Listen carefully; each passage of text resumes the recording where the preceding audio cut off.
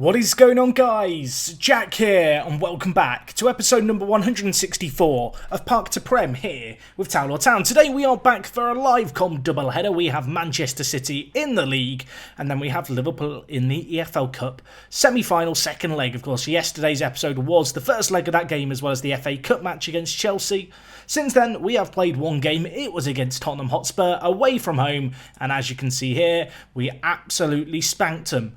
At least on the scoreline. I feel like it was a good performance and we deserved our win, but it wasn't, a complete blowout statistically, but, well, just some nice finishing and some tidy goals, and ultimately 3-0 it finished. Frost getting another goal in this game. His goal-scoring run continues. Andre chipping in with one, and Roger McCassie, an unlikely goal scorer, the South African, getting a header late on in the game. All 10 of his heading coming in use as he headed it goalwards, and to be fair to him, he's a very, very good player. It's a bit criminal, really, the fact he plays as little as he does for us, because he is tremendous. You can see him here. Besides his heading, as far as centre-backs go, there's not many better than him.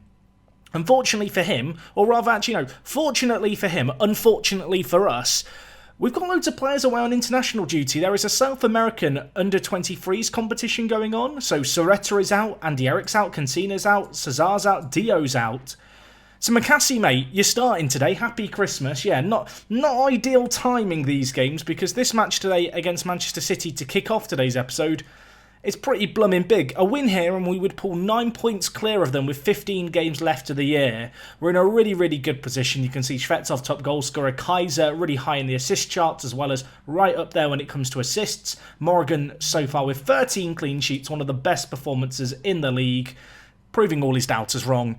And of course, since we were last here, we've only played a couple of days. We played that one game against Spurs. I think it's been a week, actually, since we took on Liverpool. So with that in mind, we can kind of just hop straight into today's episode. Obviously, a little bit of team rotation needed because of players being unavailable. In terms of transfer dealings, I left you on the cliffhanger last time about the possibility of signing Remy Chalet as an alternative to Volta. As things have turned out, Volta has come to me and said, actually, boss, I'm quite happy here now. Please don't sell me. And I think weighing up the fact he's homegrown, unless with 2 weeks left of the transfer window, a team comes in with a monumental bid, I'm probably not going to get rid of him, just because he's homegrown, and that is very, very valuable. Of course, we will keep an eye on things. That does mean that Chalet were unlikely to sign. At £66 million, it only really makes sense if Volta was to leave us, and at the moment he's happy. We don't need the money from Volta's sale. Our finances are very, very healthy. So I don't know, I'm sorry, Chalet, it may not happen after all, despite you kicking up a fuss and pretty much forcing this move. But anyway, in terms of the team selection for today's match, this is the lineup we're going to go with. Mike Frost playing away from home at Man City. Will he get a Frosty reception? I mean, I've been waiting a while to use that pun. We'll find out today. The rest of the team, kind of what you would expect for the most part. I guess McCassie in at ball-winning midfielder. Oh, sorry, not ball-winning midfielder. Ball-playing defender isn't a normal change, but obviously with the stuff going on, it is normal. It's worth noting that Jimenez here, who is a Serbian player, we signed him in January for 4.9 million from Red Star. Not a massive amount by any means. Unfortunately, with everything that's going on at the moment in terms of players being away on international duty, especially our defenders, the likes of Soretta, Dio and Cesar, he's on the bench today. If we get one injury at centre-back, Egoitz, I don't know, we'll just call you Jimenez, it's easier. He could well end up playing, and to be fair, he's a very good player, he's an international, but I didn't ever really sign him thinking, oh, you're going to have to play for us right away. We'll keep an eye on him and see how he gets on. And well, with that all said and done, let's submit the team for today's game. We are going to stick with Maticevic playing at centre attack in mid. I've been very, very impressed with him. We get to give Jimenez a number, he's a defender, so I mean, we're running out of numbers. I'm just going to give him number 80. I don't know why. 80 for a centre-back. That's traditional, right? Nothing wrong with that as far as I'm concerned. Let's get into this. We are playing at the Etihad. We are taking on Manchester City. Frost. Just boss them, mate. He scored in, I think, I was looking for it. His goal-scoring record, Mike Frost, recently is actually ridiculous. I want to show you it. Let's just revel in it for a second. We've spent £300 million on him. If we just have a quick look here, you can see he scored against Tottenham, against Liverpool, against Chelsea, against Arsenal, against Sheffield United, 2 against Liverpool. Didn't score in the game against Norwich, but scored in the game against Arsenal before that, the game against West Brom. Didn't score against Fenerbahce because he didn't start, but then the game before that he scored 2. He's finding his form. He's starting to look like the £300 million man. It's actually worth mentioning, City have bought in a big player in January. Obviously, they have quite a lot of money to spend to Manchester City at the moment. They have brought in a £100 million man, and it's this guy, Celeban. I mean, I'm going to now compare him to Cancina because I feel like that's a good comparison to do. They both play on the left wing. I know which player I would rather have at £100 million. He's on £275,000 a week as well. Yeah, I think Man City are realising that even if they have now received £300 million, there aren't actually that many players that you can sign that are going to be as good. Well, there aren't any as good as Frost. That's the issue that they've got. Money can't buy you the world's best player if you've just sold him. And, well, it can't buy you a clean sheet against Andy Eric. I was about to say, no, it's Andre playing today. It's the other Brazilian. Andy Eric's just off playing an international tournament at the moment. I'm pretty relieved, actually, that Andre and Holman are both available. Otherwise, we would be in trouble. But yes, an early goal here. A corner kind of half cleared. Kaiser switched the play really nicely. Andre just lurking at the back post and squeezes it in past Bergerson. A player who is joint most clean sheet holder with Morrigan. So he's going to feel disappointing to lose his clean sheet after 3 minutes. Although, well, I was about to say we could be in danger. But I can see the referee, he's got his hand to his earpiece. VAR, I think, is going to rule this out for offside. That is a warning shot, and well, straight from the disallowed goal into another highlight. Come on, boys, let's get a goal here. Vincent squared, or Vincent as the kids call him. Matasevic, Shvetsov, Matasevic again. What can the Bosnian beast do? They call him the Bosnian beast from the east, allegedly. Andre with the ball here. Kaiser, Mateus Aurelio back in the team today. I've forgiven him. Can he make amends? He's cutting inside. He hits it, and well, he probably should have squared it from that angle.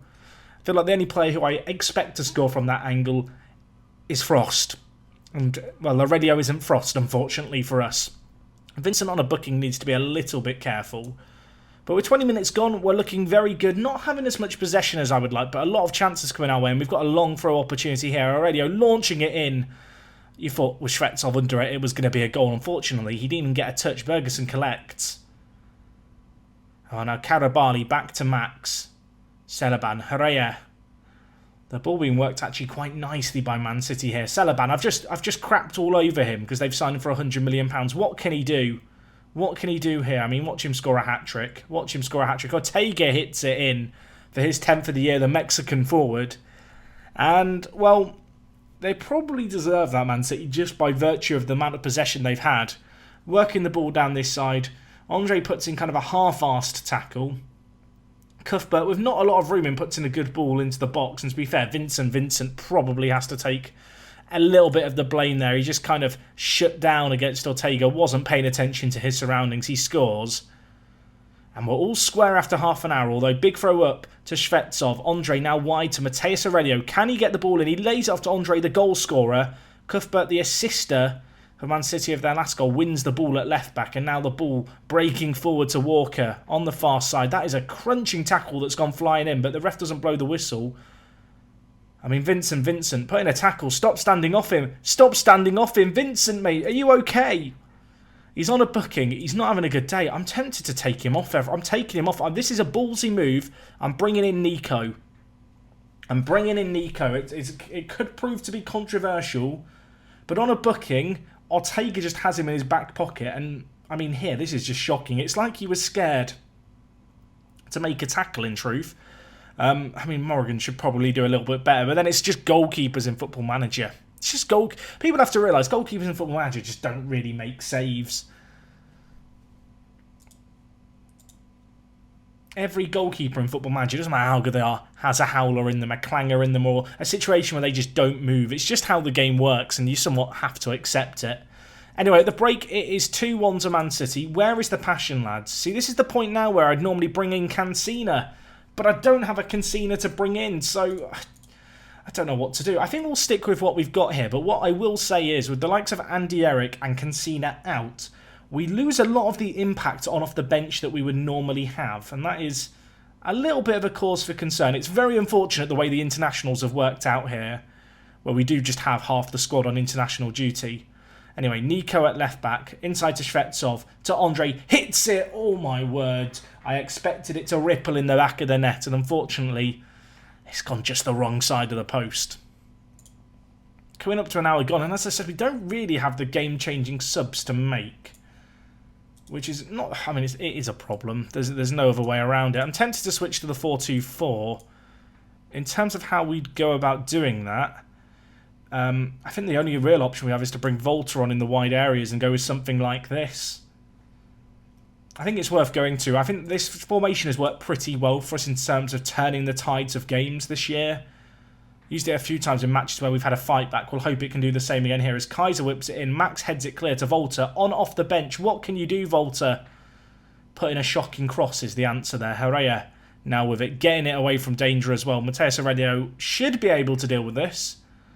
Does have the turning circle of a lorry when he has the ball. Although that ball is insane by Kaiser. To Shvetsov, who has to score that. And Bergerson makes a huge stopping goal for them. Incredible ball by Kaiser. The finish just lacking a little, although maybe a chance here. Maybe a chance, he says, as it's dealt with. Makassi back wide to Kaiser. I kind of know this is the pointless highlight, but I want to believe Volta, looping header, looping all the way over the crossbar and into space, unfortunately for us. 19 minutes left. It's been a very, very even game, although Walker bringing the ball forward here. Morrigan, what a stop that is by the keeper. Kind of felt like he could have came out and collected it, but he didn't. But ultimately, he's made a superb little stop there. A great chance for Ashley Walker. You would have put your house on him scoring the England forward. But we live to fight another day here. Time is starting to trickle away a little, so we're going to go more direct. I'm going to go more attacking as well, to very attacking, leaving ourselves perhaps exposed at the back, but with 10 minutes left, we need a hero. Frost has been quiet today, so is Shvetsov. I'm going to take off Shvetsov, bring in Turnbull, and see what he can do. Dylan Turnbull, on off the bench. Show us what you're made of. Ball whipped in. Makassi headers it out, but his 10 heading just means it's not going to be away from danger and away from the goal, and it falls to Ryan Cuthbert, the player who already has 1 assist in this game at left back. His 4th goal of the year, and I mean, this is Makassi's 10 heading, ladies and gentlemen. Just not directing it where it needs to be. An incredible finish on the volley, it's got to be said. And, well, we lost to Man City last year in this fixture, and unfortunately for us, it doesn't feel like it's going to be the warm welcome back that perhaps Frost was hoping he was going to get with, you know, a good result. It's going to be a crushing defeat here. With this result, Man City are going to close the gap on us to, oh my word, I mean, we're just capitulating now. I was going to say, with this game now, Man City closed the gap on us to 3 points. I think we've completely lost our heads here, unfortunately. Obviously, a little bit of a shuffle around needed at the back. Players like Soretta being out is not ideal. Aurelio just, I mean, for the second time in 2 episodes, has an absolute clanger at right back. A world-class player in his own right, Aurelio, but he does have a bit of a howler in him. And, well, 4-1, it's going to finish here. Morrigan held on to 5 shots. He actually gets a little thumbs up from our assistant for his contribution, despite conceding 4. You can see with that result now, suddenly the title race looks very much on once more. Man City 3 points behind us. Manchester United 4 points behind us. Liverpool falling off the pace, unfortunately for them, although they do have a game in hand. As for us, I mean, this is a tricky game, that there is no doubt. In terms of our upcoming fixtures, you can see we've got Liverpool to play in the EFL Cup. That's going to be coming your way in just a second. Beyond that, we've got Liverpool in the league still to play, Manchester United as well as Bayern Munich. I feel like these 2 games might be tomorrow's episode, kind of writes itself. But between then and now, we've got games against the likes of West Brom, Watford, Norwich. These are the teams we need to be beating, especially Burnley and Coventry we've got in the next 2 games.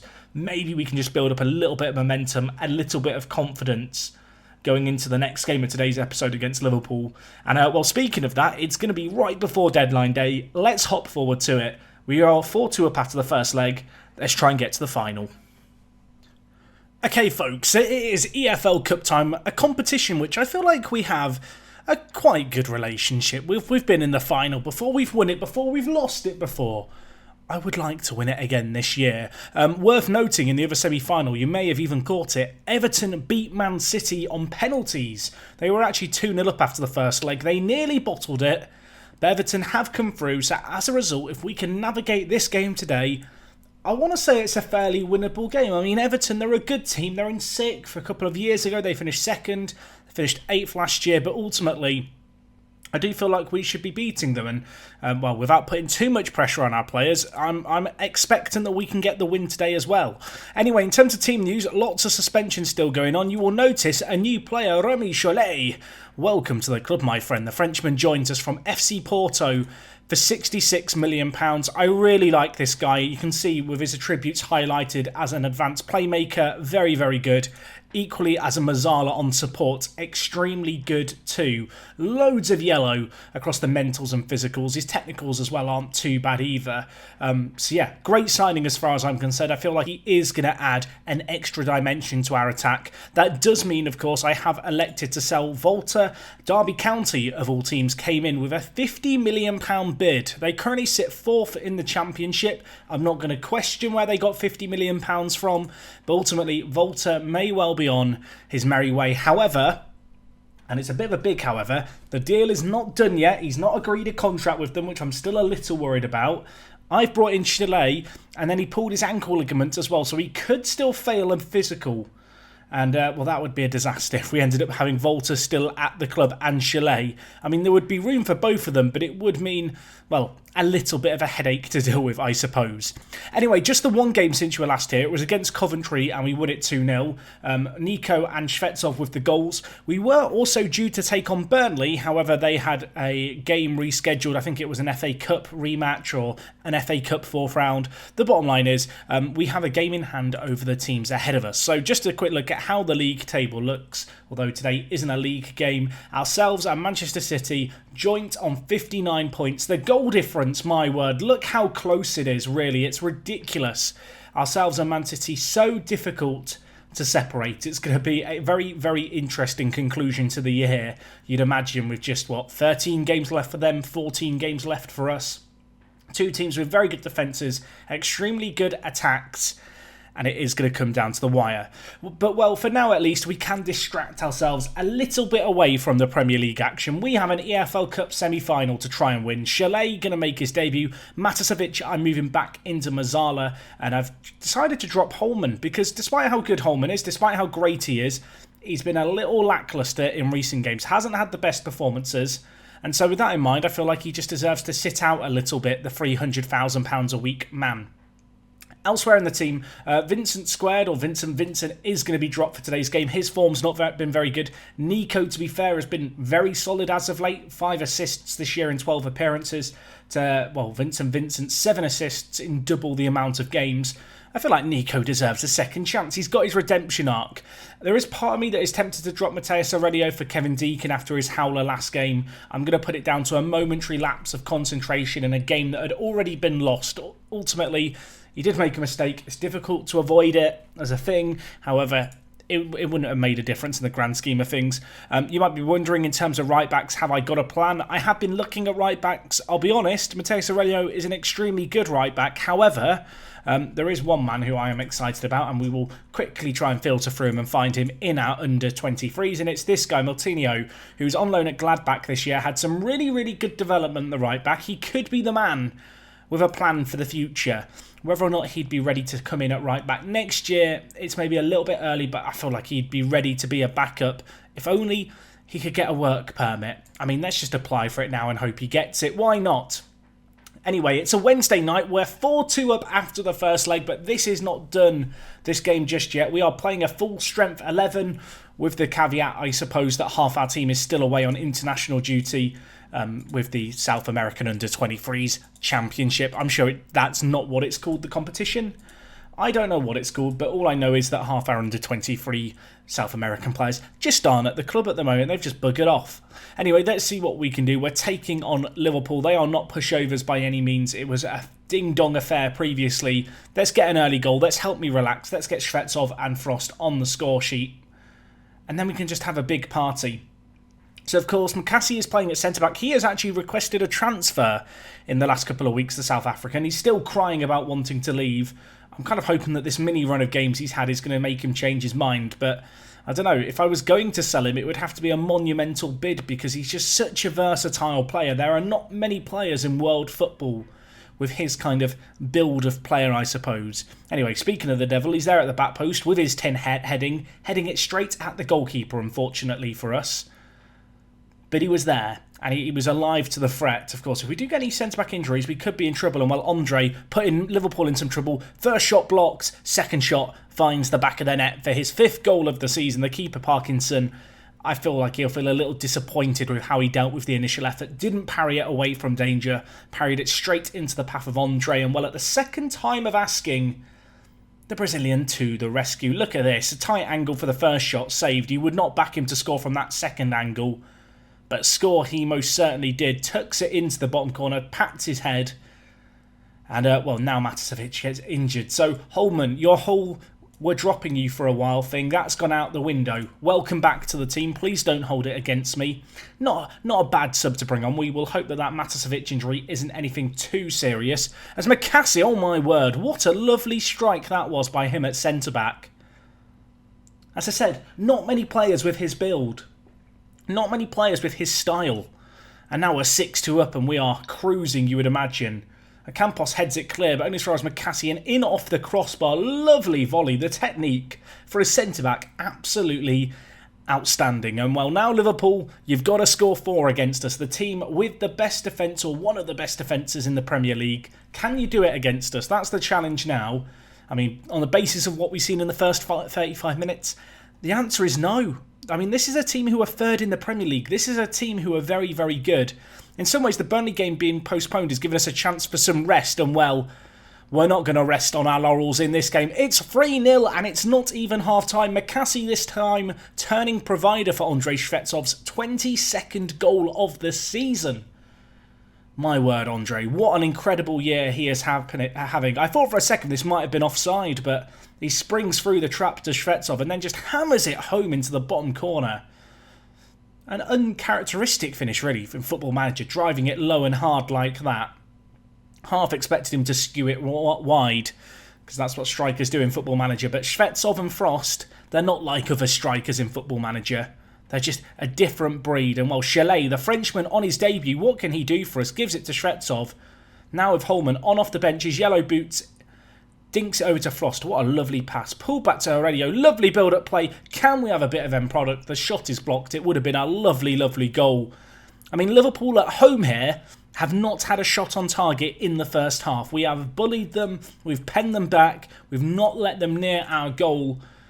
And, well, you'd have to say we absolutely deserve to be 3-0 up at this moment in time. Although they have a chance here. And, well, it's going to be Golubovic with the goal. I actually thought for a second it was offside, but it's not been given. First shot on target of the game for Liverpool. And they've scored from it. A mad scramble. He's there at the back post. Who was stood over him? It was Markovski, who I don't know if he can really take that much of the blame. The ball came in thick and fast into the box. Didn't really have time to react. 56 minutes gone here. I'll be honest, Chalet, you've not wowed me on your debut in a live com. He did get an assist, actually, against Coventry, to be fair to him, on his actual debut in the Premier League. I mean, to be fair, the EFL Cup competition that's played at a different tempo to any other competition in the world. It's going to take an adapting period for him to get used to this. And, well, the ball lumped forward, but just read by Nico at left-back, who, I mean, could he force Vincent out of the team? That is a question that remains to be answered. Oh, Glean is through here. Don't panic, everyone, but maybe start to panic. I mean, it's 3-2 on the 9th. They still need another 3 goals. I feel confident saying it's not going to happen. Again, Markovski just with a wayward pass. He's not had a great game at left centre-back. Is it the pressure of playing McCassie's shadow? Is it the fact that he's playing, I guess, not with his usual partner in crime that's throwing him off? Whatever the excuse is, Markovski's been poor today. Fluctuating between a 6.2 and a 6.5. You might have noticed there. That's a weird value for his average rating to be fluctuating between. There is part of me that wants to haul him off. But, well, let's wait for this chance to play out first. Shvetsov breaking through. Frost is square. Goes on his lonesome and ultimately skews it wide of the post. Chalet is going to come off for Roberto Gonzalez. I'm going to take off Frost as well. We're going to bring in Dylan Turnbull with our 3rd and final sub. Get Dylan on the pitch. Let him have a run out. Let him show us what he's made of. The hometown hero, a player who has phased out of the team in the last year or so. Not that he's a bad player at all. He's a world-class player, but ultimately we have a lot of world-class strikers. The reality is that we have 5 or 6 strikers in our club who would probably start for every single Premier League team. But by virtue of the fact he was produced at the club and he's homegrown, like, he will never be sold. He will always have a spot in the first team, albeit as a backup. And that's kind of just the way it's always going to be. Anyway, Liverpool with the ball here in a wide area. Whipped in, Holman heads it out, but only as far as Gleed. And well, they've scored again, but it's offside on this occasion. We are let off the hook. It remains 7-4 on aggregate. 7-4! I mean, can't complain about a lack of goals in recent episodes is all I can really say. Miete switching the play to Wesley. Gleed hits it. Oh my word.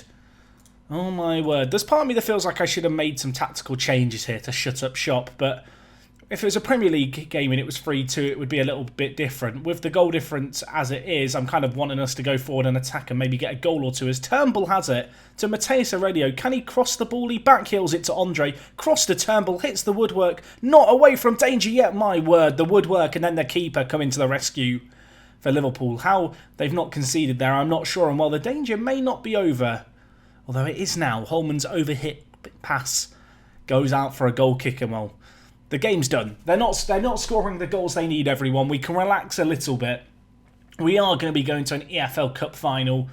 Bit of a mixed bag. I mean, we've scored 3 goals, I suppose. Defensively, we've been sloppy. In this second half, Liverpool have come out a different beast, to be fair to them. They've played much, much better. That's not to say we haven't created opportunities. We've just not really taken them when they've come our way, unfortunately. And well, we could still concede 1 or 2 yet. Or maybe we could score 1 or 2 yet. Let's remain positive. Sissoko even, with an effort. He was offside, but Morrigan saved it.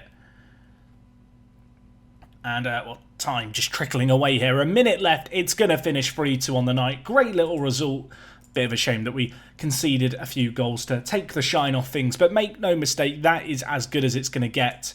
We go marching on and we have a spot in the final. We're going to Wembley. Maticevic only out for 2 to 3 weeks as well, so that definitely could have been worse. You can see here, I'm looking at this guy, Herbers Onega. He looks like a very good player, to be fair to him. He is Argentine. I was looking through the under-23 competition. Obviously, half our team's just gone to the different under-23 teams. You can see Cancina playing up top for Argentina. But I did have a quick just look through some of the youngsters, because there are obviously a few here that are probably worth being aware of. And, well, this guy here, Onega, looks like he could be an extremely good player. Great first touch, tackling great. Maybe a deep line playmaker in the making at only 18 years old. I like the look of him quite a lot. And to be fair, he's not got the most ridiculous of wage demands, which is nice. I have noticed a little bit of a influx of silly requests, as I would call them, from players. A few of our youngsters asking for £30,000+ a week, including a player who has gone out on loan, and I feel like we should talk about him. And that man, if we just find him, out on loan, we have to scroll a long way down to find him, is Alex Boyo, who has gone to Everton. They're paying all of his wages. Quite keen to see how this guy gets on. I feel like he has a great future at our club. A player who at the start of the year I did toy with bringing into the first team. As things have gone on this year, I just don't see a way that I fit him into the team. But Everton want him as a regular starter. They're 6th in the Premier League. A great opportunity for him at 19 years old to go and show us what he's all made of. I just have to hope he isn't going to be playing against us very soon. Anyway, you can see with that result, the Premier League game has been reshuffled against Manchester United. Kaiser is going to be out for the final, so Leskinen, get booted and get suited and get ready, because you will be playing in that. And well, that will lead us lovelily isn't a word, it will lead us nicely into next episode, where it's going to be Bayern Munich in the Champions League first leg, and then Everton in the EFL Cup final. So that is one not to miss tomorrow. Going to be a huge couple of games for us. A cup final, that game against Bayern Munich as well, another to look forward to, that is for sure. And well, that is going to wrap up everything from me today, guys. Hopefully you've enjoyed today's episode. If you have, do drop a like on it. It is always super appreciated. I will catch you guys on the next one. It is me, Jack, and I will talk to you guys in a bit. I'm out.